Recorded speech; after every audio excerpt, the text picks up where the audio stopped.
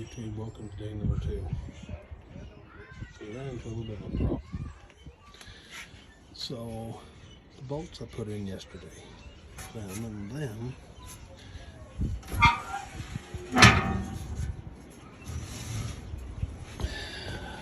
they hit. I don't know if you guys will see that or not, but yeah, they hit. So you couldn't get it in there. So went to the nut house. I bought this. Grade 8. So we're going to change them out one at a time. Probably still going to put the jack underneath it just to make sure, but thankfully I Loctited all of them on there really good. Live and learn, right? Alright. Moment of truth. So I got these bolts changed out. I'm fixing to put it in for the first time. You guys ready?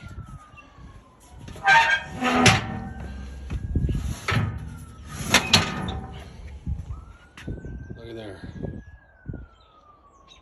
Alright, so if you watched the last video, you heard me talking about putting the screws back in the bottom with washers. I'm going to go ahead and do that, and then I will come back and I will put the trim on here. The trim is up in the camper and it's all cracked out and stuff, but again, I'm not spending a whole bunch of money in the camper, but once I get all this done, we'll come back and show you what it looks like. Then we'll put the floor back in here where it's supposed to be, pick up some tools, and we'll see what goes from there. All right, and there is the shroud back on. Now again, I know, right there, I'll put it in. I know that the side's all jacked up and messed up. It's actually got some glue behind it and some glue. I've tried to do the best I can to repair it, because finding a new one for this thing is proven to be pretty either A, costly, or B, more than I want to spend, and hard to find. So now feller's going to put up some of his tools. When we come back, we'll get that put back in there, and then we'll get all this put back, and it should be pretty much like you can't really tell anything's ever happened. All right, getting closer. Fixing to go get the air compressor out with the nail gun, get all the trim pieces back in. By the way, you can see how cruddy all that looks. That is actually because of a cheap nail gun. Nothing wrong with buying cheap nail guns. I like them, use them, but you gotta know how to use them, and I didn't know how to use them. It'll be replaced eventually. Just trying to budget stuff in. Sorry for the sound quality. We literally have a front coming through, so it's super windy, and I don't know how many times I've hauled off leaves. I don't know where they keep coming from, but yeah. So we get the trim pieces back in here, and then I'll bring you all back. Now the camper's still going to be kind of dirty on the inside again. Door's been open, wind's been blowing around, but bring you back in, and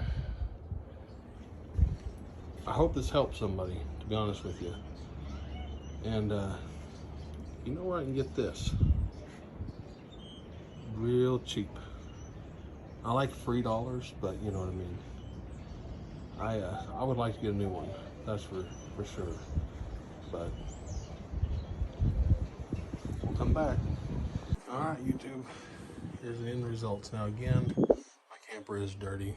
We're gonna have to clean it up on the inside. Door's been open, been working on it, but steps are complete.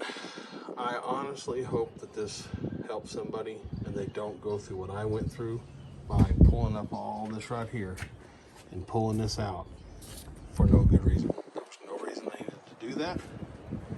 It made everything worse because of all that I just went through. Put everything back in there. Didn't need to happen. All I had to do